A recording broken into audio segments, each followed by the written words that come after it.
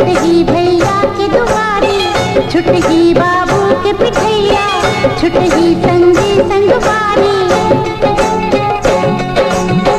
छुट जाही अंगना तारी, छुटही भैया के दुआरी, छुटही बाबू के पिठैया, छुटही संगी संगवारी।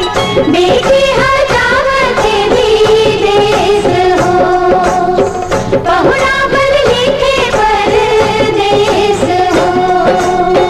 छुट जाही अंगना तारी, छुटही भैया की दुआरी, छुटही बाबू के पिठैया, छुटही संगी संगवारी। बेटी हर जावत विदेश हो, बहुरा बन लिखे परदेश हो।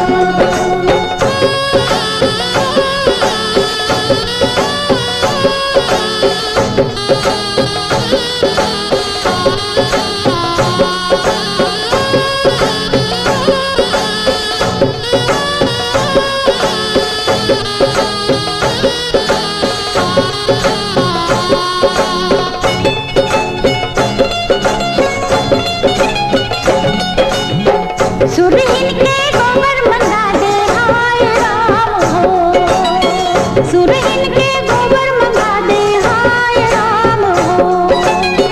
सुरहीन के गोबर मंगा दे, खुट धरी अंगना लिपा दे, मोतियन के चौक पुरा दे, सोने के कलसा मंगा दे।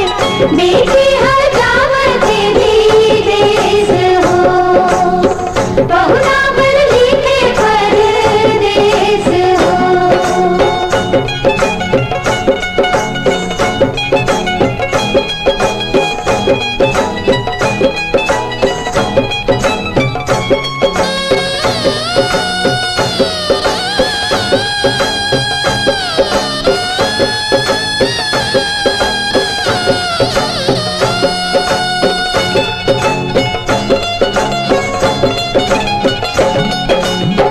काशी के बमना बुला दे हाय राम हो, काशी के बमना बुला दे हाय राम हो। काशी के बमना बुला दे, गंगा जल पाव धुआ दे, चंदन के पीढ़ा मढ़ा दे, गौरव गणपति लगा दे। बेटी हर जावत विदेश हो, बहुरा बन लिखे परदेश हो।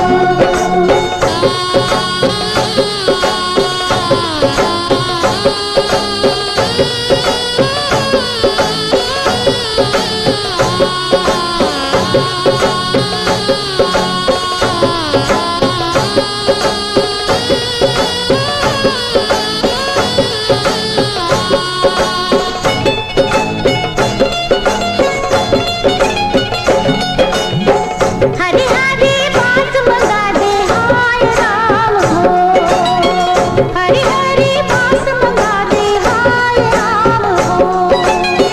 हरी हरी बांस मंगा दे, अंगना मां मड़वा छवा दे, राजा सिंह भंवर बना दे, डोली मां विदा करा दे।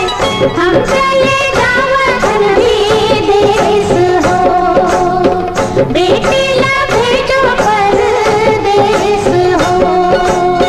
छुट जाही अंगना तारी, छुटही भैया की दुआरी, छुटही बाबू के पिठैया, छुटही संगी संगवारी।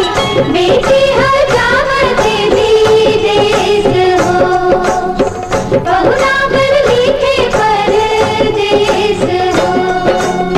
छुट जाही अंगना तारी, छुटही भैया की दुआरी, छुटही बाबू के पिठैया, छुट